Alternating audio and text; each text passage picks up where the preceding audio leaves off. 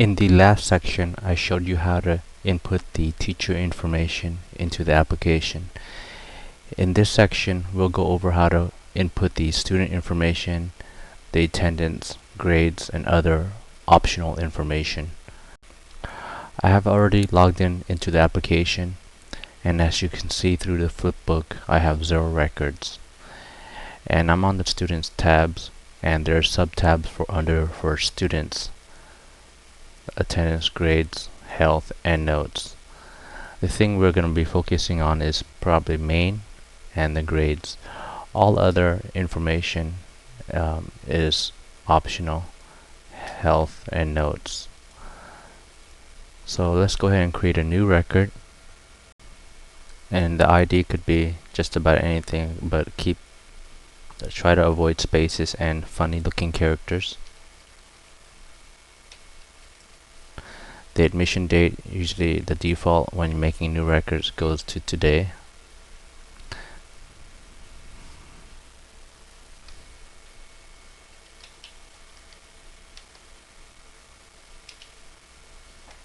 I'm choosing tab to go to advance to the next field.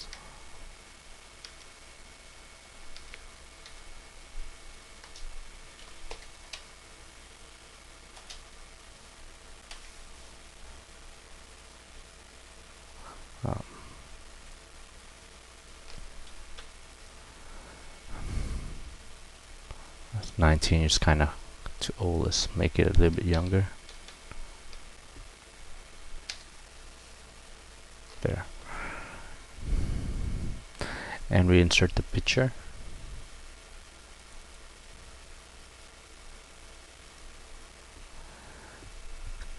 And the admission date can be changed to whenever he is enrolled. Oh.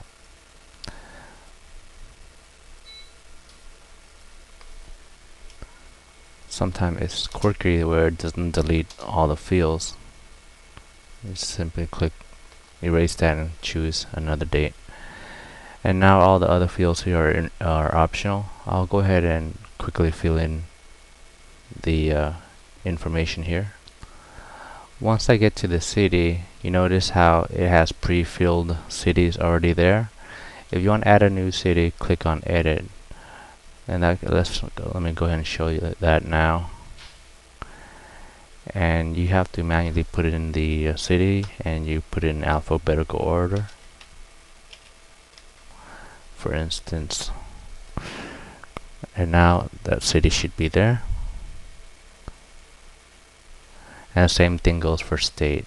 In this case, I'll just choose a existing state already that's there. Put in the home phone. I'm just quickly going through this. And now it's the father's address. If it's the same as above, we click on that box and it copies in the information.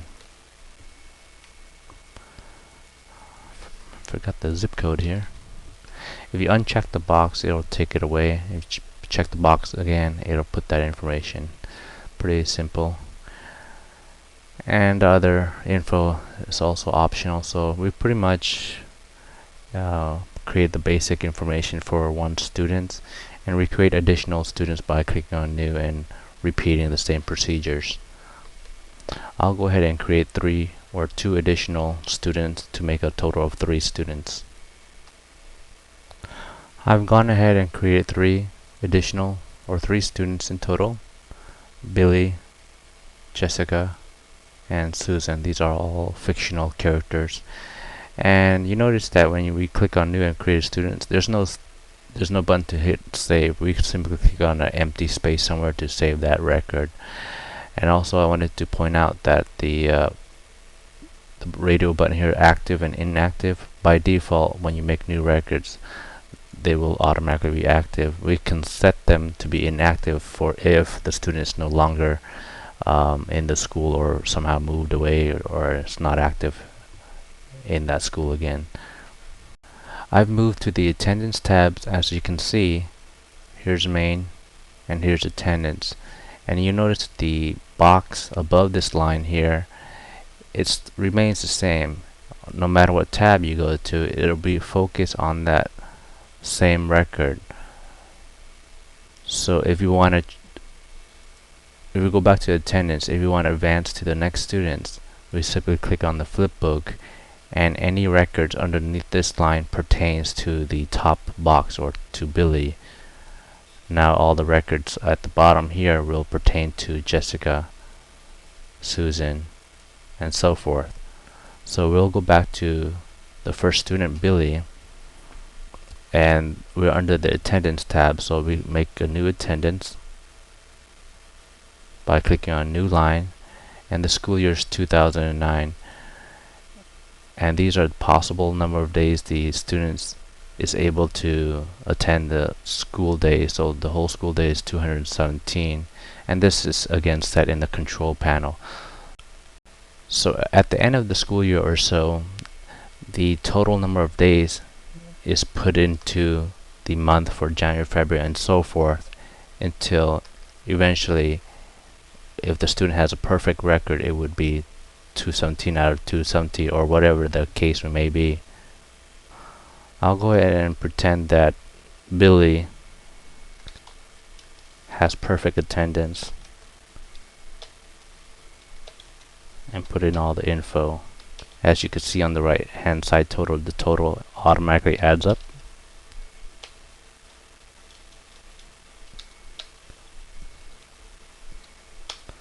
Like so. And that pretty much completes the attendance section.